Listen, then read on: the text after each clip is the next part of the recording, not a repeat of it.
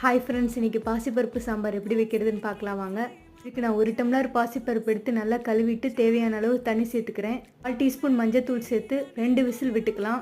அடுத்து ஒரு கடாயில் கொஞ்சமாக எண்ணெய் சேர்த்தி பொடியாக நறுக்கின இஞ்சி, ஒரு பெரிய வெங்காயம், காரத்துக்கு தேவையான அளவு பச்சை மிளகாய் சேர்த்துக்கலாம்.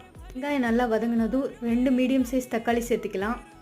கூடவே தேவையான அளவு உப்பு, 1/4 டீஸ்பூன் மஞ்சத்தூள் சேர்த்தி தக்காளி நல்லா மசிஞ்சு வந்ததும் நம்ம வேக வச்சு எடுத்து வச்சுருந்த பாசிப்பருப்பை சேர்த்திக்கலாம். தாளிப்புக்கு கொஞ்சமாக எண்ணெய் சேர்த்தி 1 டீஸ்பூன் கடுகு சேர்த்திக்கலாம். கடுகு நல்லா பொரிஞ்சதும் 1 டீஸ்பூன் ஜீரகம், 3 பல் பூண்டு பொடியாக நறுக்கி சேர்த்திக்கலாம். அடுத்து ஒரு வரமிளகாய், கருவேப்பிலையிலே சேர்த்திக்கலாம். கடைசியாக 1/2 டீஸ்பூன் மிளகாய்த்தூள் சேர்த்தி நம்ம எண்ணெயில் சேர்த்த மிளகாய்த்தூள் நிறம் மாறினதும் நம்ம தாளிப்பை சாம்பாரில் சேர்த்திடலாம். அவ்வளோதாங்க, புரோட்டீன் அதிகமாக இருக்க அருமையான பாசிப்பருப்பு சாம்பார் ரெடிங்க.